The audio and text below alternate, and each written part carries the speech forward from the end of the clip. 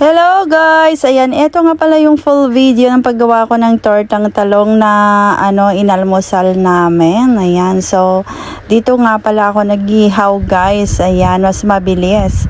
So yung mga na-ready na guys, inilagay ko muna sa supot gaya ng ginagawa ko lagi. Ayan, para pagpawisan muna siya sa loob ng supot. Tapos saka natin tatanggalin yung balat pag pag medyo malamig na siya guys. Ayan. 'Di ba?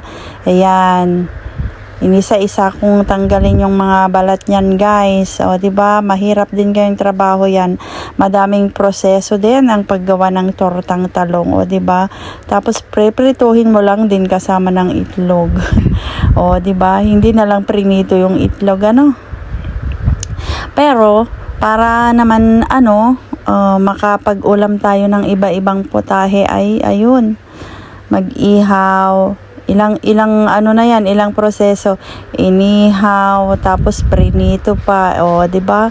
Double So ayan na nga, ang dami-dami talaga, ang dami, 6 na piraso yun guys, 'di ba? Tapos nilagyan ko ng ilang pirasong itlog yun, wow, ang daming itlog.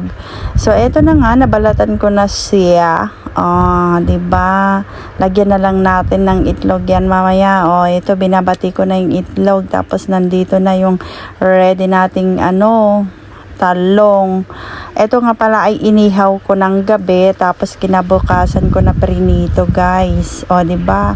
Ready na ang ating inihaw na talong kinaumagahan, kaya ang ginawa ko, nagprito na lang ako. 'Di ba? Eto na, tignan yung ganda-ganda ng pagkakaprito niya. Perfect. 'Di ba? Perfect daw. So sarili natin ang binubuhat ko ang sarili ko. Pero totoo naman guys, ang ganda-ganda talaga ng pagkakaprito niya, 'di ba? Wala masyadong mantika. Pinapagpag ko kasi bago ko siya ilagay doon sa sa pinggan. Pinapagpag ko diyan sa gilid ng kawali. So eto na nga, isang pinggan na naman na malaki ang ating kanin diyan guys. Eto yung almusal ko kanina, 'di ba? Naipost ko sa reels ko.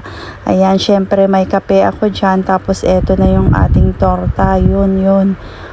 'Di ba? Saan pa kayo, ang dami-dami na naman nating pang-almusal. So ayan, i-video ko din yung sarili ko syempre na kumakain. 'Di ba? Meron tayong iniinom na coffee. Ang arte-arteng magsalita ng auntie nyo, at tignan nyo naman ang aking dress, lemon, pwedeng sausawan. Ayan, binit-bit ko nga pala yung tortang talong guys, para naman may impact, para naman makita nyo na talagang tortang talong ang kinakain ko. Yun lang, bye bye.